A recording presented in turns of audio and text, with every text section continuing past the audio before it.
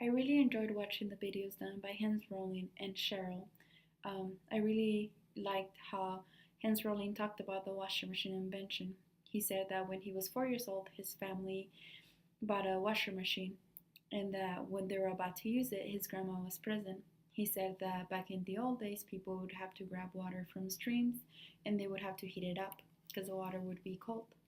And then I like how he talked about the population and how they use electricity. He said that most of the he said the population with the $80 of income a day usually use most of the electricity.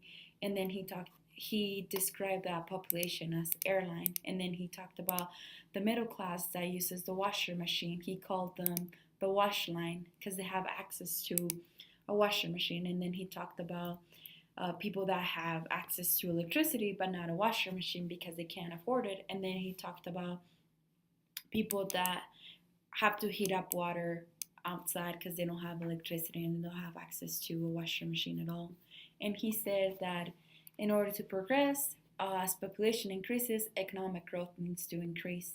And I like how he said that instead of being, I mean, of course, we have to worry about the climate change, but we also have to find a way to help those people because a washer machine does help. And he said that it was really interesting that in one of his classes they talked about who had access to a washer machine, and everyone raised their hand.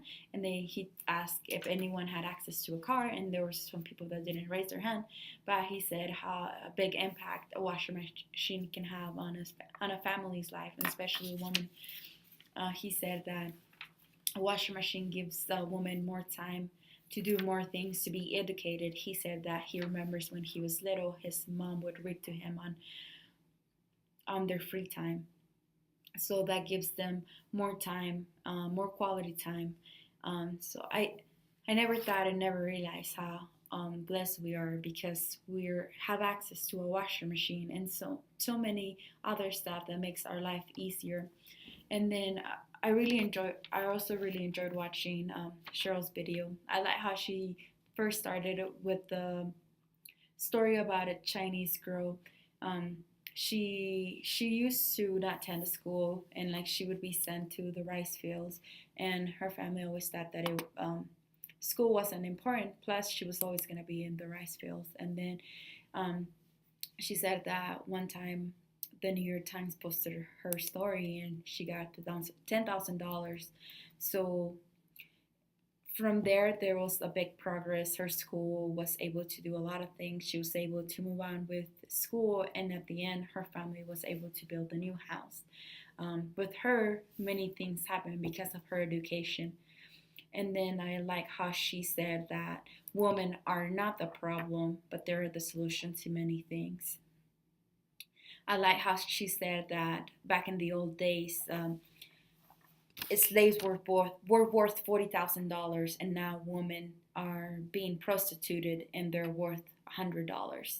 And that's so sad. I wish there was a solution to that. Um, and then I also like the example that she gave about Bill Gates, how he went to Saudi Arabia and how men and women were separate in a room. And then one person asked, how can they be one of the top countries? And he said, if you don't use half of your resources, you'll never be one of the top countries because men and women need to work together in order to become one, in order to progress and develop.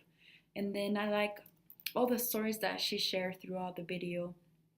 The first one that she talked about, well, one of many that she talked about, like the one that the lady from Utopia, Mashuba, or I think that was her name, how she was forced at the age of 13 to get married. And then she ended up with a fistula, and then fistula that made her incontinent. She had multiple bowel movements, and she didn't have any control, so she smelled funky, and people in her village rejected her. And then she was kicked out of her village, and so she could be eaten by the hyenas outside her village. But thankfully, she was able to get out of there, and she was taken to a hospital where she had a surgery and everything turned out okay. Instead of being the problem, she turned out to be a solution because she she was able to be a nurse there and help other people. And then I like the story of Saima from Pakistan, how her mother-in-law wanted to get rid of her, and because she had only girls, but she was able to get some money from some lending company, and she was able to start a business, and she ended up hiring her husband at the end. Instead of her being the problem, she was a solution. And then I like how she talked about Beatrice from, I don't remember the country exactly, but how she first was only, her family only saw her as, she would only carry water, only saw her as a help, nothing more than potential. And then she was able to, uh, after her family was able to get a goat, they were able to get more money and send her to school. So she was able to attend school and be something in life. And she ended up getting a scholarship from a college in Connecticut. And she was the solution for her family. I like how everything at the end, like instead of women being a problem, they're a solution to many things. And I like how at the end she said, we have to be responsible, that sometimes we have to look for something beyond. She said, something that it's more, exactly how she said, something bigger than our own cost, something that we're helpful and that we're happy to do. And I feel that's very essential, in order to make other women progress. How, as a woman, how I'm progressing and moving on with my life and having an education. I want other women to be successful.